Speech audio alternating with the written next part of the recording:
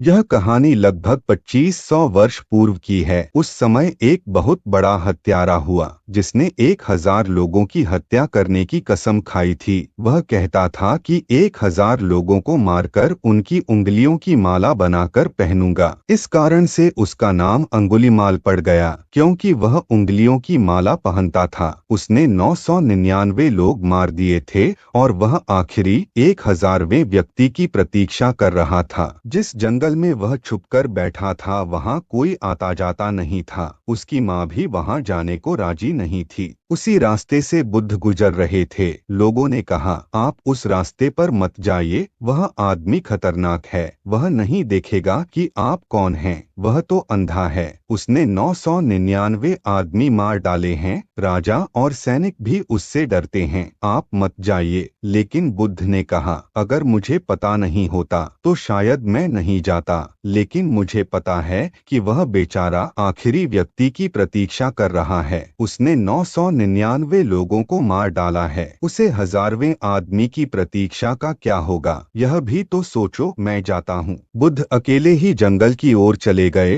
अंगुलीमाल ने देखा कि कोई आ रहा है। वह धार तेज करने लगा, लेकिन वह बहुत आश्चर्यचकित था। वर्षों से उस रास्ते पर कोई आया ही नहीं था। यह कौन नासमझ मरने आ रहा है। उसने गौर से देखा कि वह व्यक्ति गैरिक वस्त्र पहने हुए है, मतलब कोई सन्यासी आ रहा है। उसने सोचा, यह आदमी सारा काम से अनजान है। गांव के लोगों ने इसे कुछ नहीं बताया। अंगुलीमाल धार तेज करने लगा, लेकिन जैसे जैसे बुद्ध करीब आते गए वैसे वैसे उसका भाव बदलने लगा और उसे दया आने लगी। उसने सोचा, होली मारुति, तुझे हो क्या रहा है। ऐसी दया तो तुझे कभी नहीं आई। जब बुद्ध थोड़ी दूर रह गए तो अंगुलीमाल बोला, रुक जाओ, अगर आगे बढ़े तो खतरा है। यह उंगलियां देख रहे हो, मेरा नाम अंगुलीमाल है। गर्दन काटकर उंगलियों की माला बना लूंगा। मुझे मेरा व्रत पूरा करना है। कई सालों बाद तो मुझे कोई दिखाई पड़ा है और यहाँ कोई आता जाता भी नहीं। लेकिन मैं तुम्हें एक मौका देता हूँ। न जाने यह कैसी कमजोरी का क्षण है मेरा। मैं तुम्हें मौका देता हूँ कि तुम भाग जाओ, लेकिन और करीब मत आना। मैं बुरा आदमी हूँ, आगे मत बढ़ना। बुद्ध ने कहा, पागल, मेरा चलना तो कई वर्षों से बंद हो गया है। जिस दिन मन गया उस दिन सब चलना भी गया। मैं तो ठहरा हुआ हूँ। मैं तुझसे कहता हूँ कि तू चलना बंद कर। अंगुलीमाल ने कहा, मैं सोच रहा था कि यह आदमी कुछ पागल है। चल तुम रहे हो और मुझसे कहते हो कि मैं चल रहा हूँ। मैं बैठा हुआ हूँ और तुम कहते हो कि मैं चल रहा हूँ। तुम्हारा दिमाग खराब है। अब मैं समझा तुम कैसे चले आ रहे हो। बुद्ध ने कहा, ठीक है, मगर मैं तुझसे फिर कहता हूँ कि मैं रुका हुआ हूँ, तू चल रहा है। तेरा मन अभी बहुत दौड़ता है यहाँ वहाँ, इसीलिए मैं कहता हूँ कि तू चल रहा है। और बुद्ध और पास आ गए। अंगुलीमाल ने कहा, अगर तुम जिद्दी हो तो मैं भी जिद्दी हूँ। मुझे शक हो रहा है कि हो ना हो तुम गौतम बुद्ध हो, जिसकी मैंने खबरें सुनी हैं। जिन लोगों को मैंने मारा उनमें से कईयों ने कहा कि ऐसा लगता है कि शिवाजी गौतम के शिष्य हैं। मुझे कोई बदल नहीं सकेगा। हो ना हो तुम वही हो, मगर भूल जाओ मैं भी अंगुलीमाल हूँ। बुद्ध ने कहा, ठीक है, अपनी तैयारी करो, तलवार की धार तेज करो। मैं बैठा हूँ और शांत हूँ। अंगुलीमाल फिर से तलवार की धार तेज करने लगा। वह सोचने लगा कि बात क्या है। उसका दिल बैठा जा रहा है। वह उस आदमी की तरफ आकर्षित होता जा रहा है। उसने तलवार की धार तेज करते हुए कहा, जो मुझे मारेगा वह मैं नहीं हूँ। जो मैं हूँ उसे कोई मार नहीं सकता, कोई हरा नहीं सकता। अंगुलीमाल ने बुद्ध की आंखों में आंखें डालकर देखा। उसने सोचा, इस आदमी को मारना असंभव है, मगर फिर भी जिद पुरानी थी। अगर तुम जिद्दी हो तो मैं भी जिद्दी हूँ, मगर मेरा दिल कमजोर हो रहा है। मेरी छाती बैठ रही है। मैं तुमसे पूछता हूँ, क्या मैं तुम्हें मार सकता हूँ। बुद्ध ने कहा, मारने में कुछ कला ही नहीं है अंगुलीमाल, यह तो बच्चे भी कर सकते हैं। देख, मेरे सामने यह वृक्ष है, इसकी शाखा काटकर मुझे दे दे। अंगुलीमाल ने तलवार से शाखा काटकर दे दी। बुद्ध ने कहा,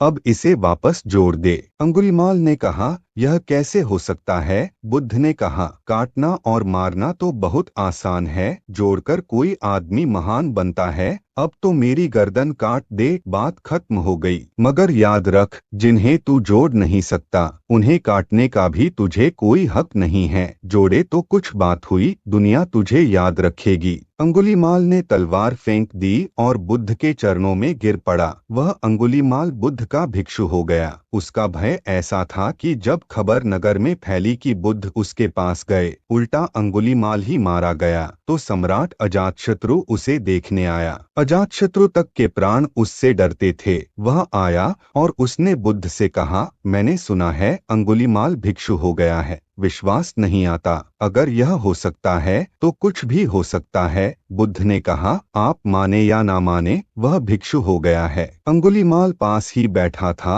और पंखा कर रहा था। अजातशत्रु ने अपनी तलवार निकाल ली और कहा, खतरनाक है, यह आदमी हो सकता है इसने कोई धोखाधड़ी की हो, वह भिक्षु बनकर धोखा कर रहा हो। बुद्ध ने कहा, तलवार भीतर रखो, तलवार की कोई जरूरत नहीं है। अजातशत्रु अब वह अंगुलीमाल नहीं रहा। जब अंगुलीमाल गांव में भिक्षा मांगने गया, जैसे कि सभी भिक्षुओं को जाना पड़ता था, गांव के लोगों ने दरवाजे बंद कर लिए, दुकानें बंद हो गईं, लोग अपनी छतों पर चढ़ गए और पत्थर इकट्ठा कर लिए। कहते हैं, जब अंगुलीमाल बीच सड़क पर था तो लोगों ने पत्थर मारे, अंगुलीमाल बीच में ही खड़ा रहा, सिर पर पत्थर गिरते रहे और लहू बहता रहा। वह कहता रहा, बुद्धं शरणं गच्छामि, संघं शरणं गच्छामि, धम्मं शरणं गच्छामि। ऐसा कहते कहते वह नीचे गिर गया। जब बुद्ध को खबर मिली तो वह आए। अंगुलीमाल की आखिरी घड़ी थी। उन्होंने कहा, अंगुलीमाल तेरा क्या भाव है?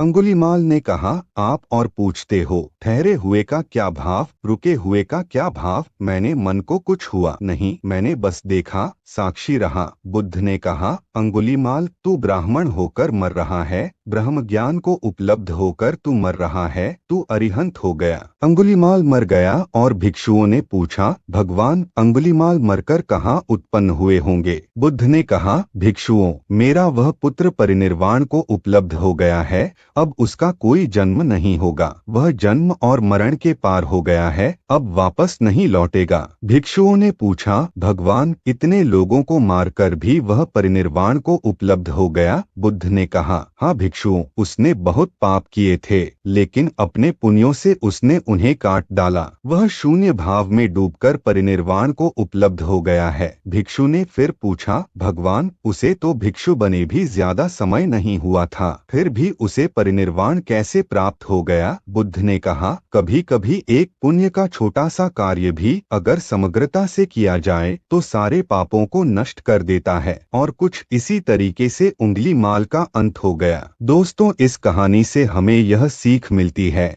कि अगर हम किसी का भला नहीं कर सकते तो उसके बारे में बड़ा सोचना भी हमारे लिए कर्म का पाप है, और उस पाप से मुक्त होने के लिए हमें बहुत सारे कठिनाइयों का सामना भी करना पड़ सकता है। तो दोस्तों, हमें यकीन है कि इस कहानी आप लोगों को कुछ ना कुछ ज्ञान अवश्य प्राप्त हुआ होगा, और आगे भी आप ऐसे ही ज्ञान प्राप्त करना चाहते हैं तो वीडियो को एक लाइक करें और हमारे चैनल को सब्सक्राइब करें, ताकि आने वाली वीडियो सबसे पहले आपके पास पहुंचेगी। धन्यवाद दोस्तों। बुद्धा नमो नमो।